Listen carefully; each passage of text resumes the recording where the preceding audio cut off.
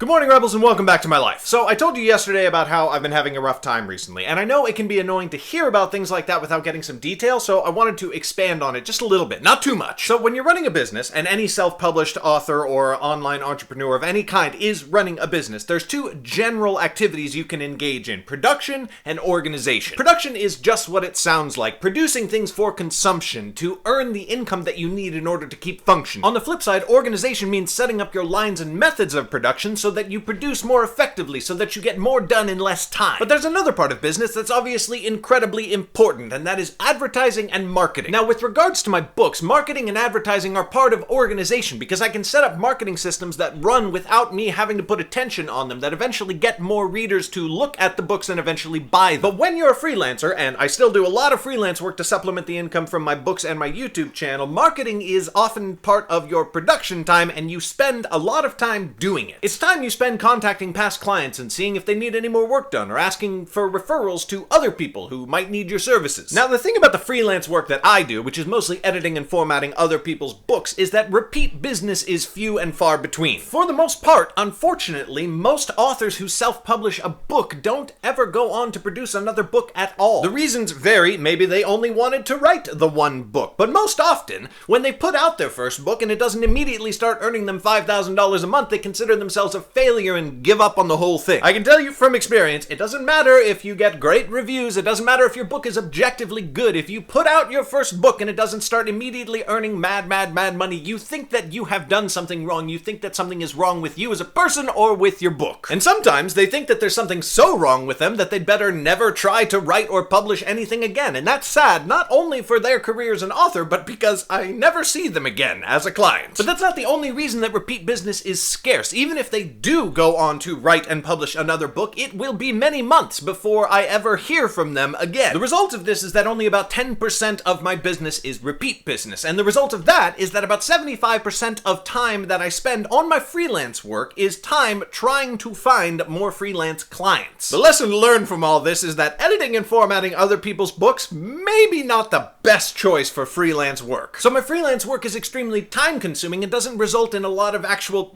production, and that can leave you feeling very depressed. Now, to be clear, I'm not talking about depression.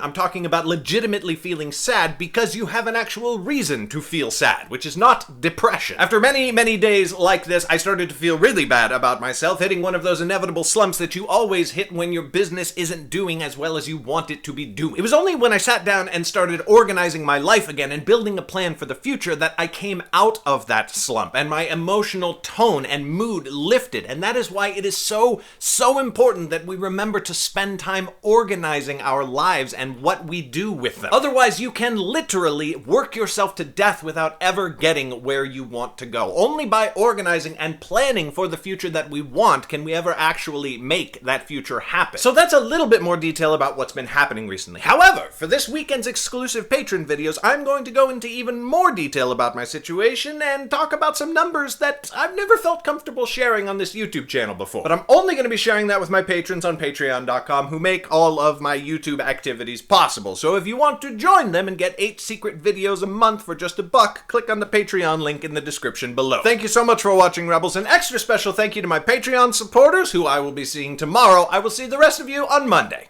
Bye!